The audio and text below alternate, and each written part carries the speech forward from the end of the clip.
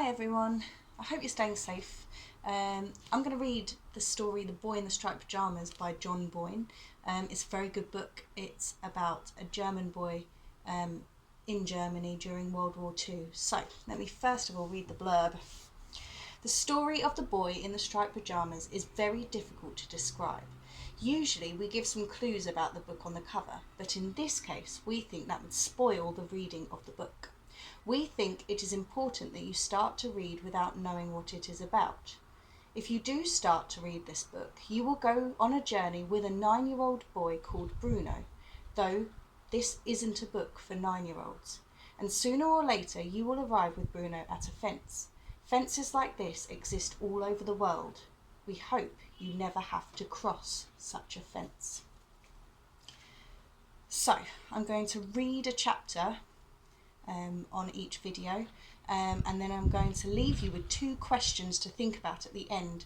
One about the story itself and one about you.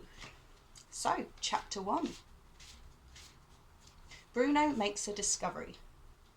One afternoon, when Bruno came home from school, he was surprised to find Maria, the family's maid, who always kept her head bowed and never looked up from the carpet, standing in his bedroom, pulling all his belongings out of the wardrobe and packing them in 4 large wooden crates, even the things he'd hidden at the back that belonged to him and were nobody else's business.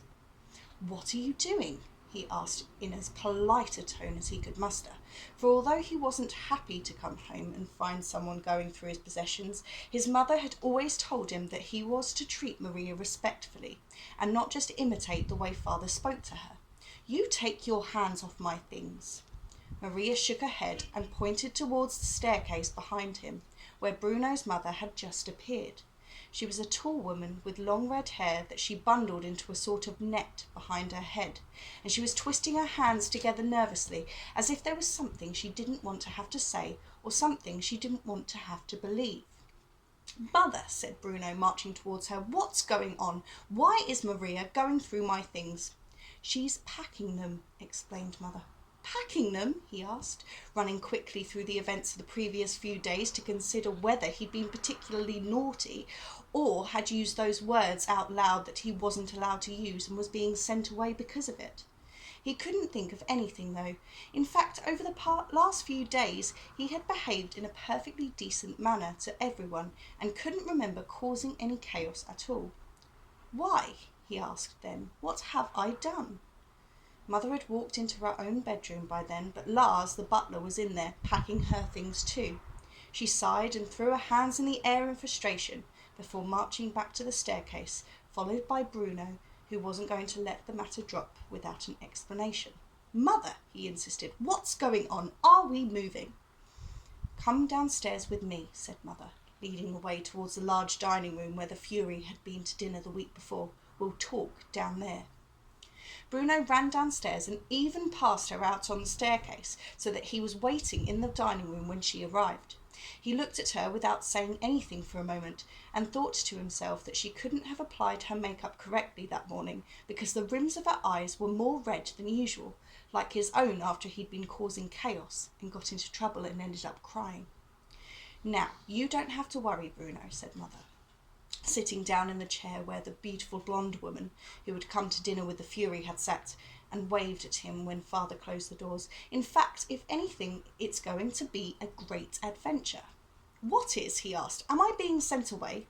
"No, not just you," she said, looking as if she might smile for a moment but thinking better of it. "We all are. Your father and I, Gretel and you, all 4 of us." Bruno thought about this and frowned. He wasn't particularly bothered if Gretel was being sent away because she was a hopeless case and caused nothing but trouble for him, but it seemed a little unfair that they all had to go with her. "But where?" he asked. "Where are we going exactly? Why can't we stay here?" "Your father's job," explained Mother. "You know how important it is, don't you?" "Yes, of course," said Bruno, nodding his head, because there were always so many visitors to the house. Men in fantastic uniforms, women with typewriters that he had to keep his mucky hands off, and they were always very polite to Father and told each other that he was a man to watch and that the Fury had big things in mind for him. Well, Sometimes when someone is very important, continued Mother, the man who employs him asks him to go somewhere else because there's a very special job that needs doing there.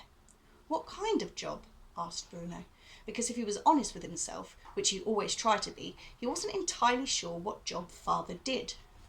In school they had talked about their fathers one day, and Carl had said that his father was a greengrocer, which Bruno knew to be true because he ran the greengrocer's shop in the centre of town. And Daniel had said that his father was a teacher, which Bruno knew to be true because he taught the big boys who it was always wise to steer clear of.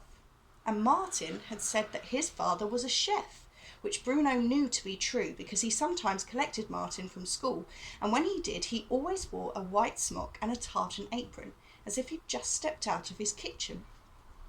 But when they asked Bruno what his father did, he opened his mouth to tell them, then realised that he didn't know himself.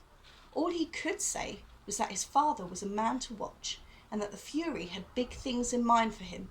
Oh, and that he had a fantastic uniform too. It's a very important job, said Mother, hesitating for a moment. A job that needs a very special man to do it. You can understand that, can't you? And we all have to go too? Asked Bruno. Of course we do, said Mother. You wouldn't want your father to go to his new job on his own and be lonely there, would you? I suppose not, said Bruno. Father would miss us all terribly if we weren't with him, she added. Who would he miss the most? Asked Bruno. Me or Gretel? He would miss you both equally, said Mother, for she was a great believer in not playing favourites, which Bruno respected, especially since he knew that he was her favourite really. But what about our house? Asked Bruno. Who's going to take care of it while we're gone? Mother sighed and looked around the room as if she might never see it again. It was a very beautiful house and had 5 floors in total. If you included the basement, where Cook made all the food and Maria and Lars sat at the table arguing with each other and calling each other names that you weren't supposed to use. And if you added in the little room at the top of the house with the slanted windows where Bruno could see right across Berlin, if he stood up on his tiptoes and held onto the frame tightly. We have to close up the house for now, said Mother, but we'll come back to it some day. And what about Cook? Asked Bruno. And Lars and Maria, are they not going to live in it? They're coming with us, explained Mother. But that's enough questions for now. Maybe you should go upstairs and help Maria with your packing. Bruno stood up from the seat but didn't go anywhere. There were just a few more questions he needed to put to her before he could allow the matter to be settled. And how far away is it? He asked. The new job, I mean. Is it further than a mile away? Oh my, said Mother with a laugh, although it was a strange kind of laugh because she didn't look happy and turned away from Bruno as if she didn't want him to see her face. Yes, Bruno, she said, it's more than a mile away. Quite a lot more than that, in fact. Bruno's eyes opened wide and his mouth made the shape of an O. He felt his arms stretching out at his sides like they did whenever something surprised him. You don't mean we're leaving Berlin? He asked, gasping for air as he got the words out. I'm afraid so, said Mother, nodding her head sadly. Your father's job is... But what about school? Said Bruno, interrupting her, a thing he knew he was not supposed to do, but which he felt he would be forgiven for on this occasion. And what about Carl and Daniel and Martin? How will they know where I am when we want to do things together? You'll have to say goodbye to your friends for the time being, said Mother, although I'm sure you'll see them again in time. And don't interrupt your mother when she's talking, please, she added.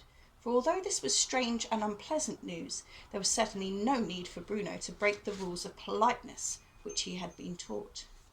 Say goodbye to them? He asked, staring at her in surprise. Say goodbye to them, he repeated, spluttering out the words as if his mouth was full of biscuits that he'd munched into tiny pieces, but not actually swallowed.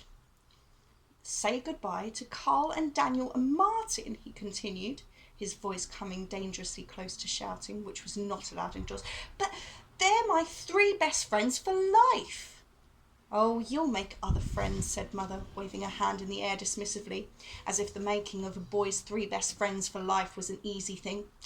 But we had plans, he protested. Plans? Asked Mother, raising an eyebrow. What sort of plans? Well, that would be telling, said Bruno, who could not reveal the exact nature of the plans, which included causing a lot of chaos, especially in a few weeks' time when school finished for the summer holidays and they didn't have to spend all their time just making plans, but could actually put them into effect instead. I'm sorry, Bruno, said Mother, but your plans are just going to have to wait. We don't have a choice in this. But, Mother... Bruno, that's enough, she said, snapping at him now and standing up to show him that she was serious when she said that was enough. Honestly, only last week you were complaining about how much things have changed here recently. Well, I don't like the way we have to turn all the lights off at night now, he admitted.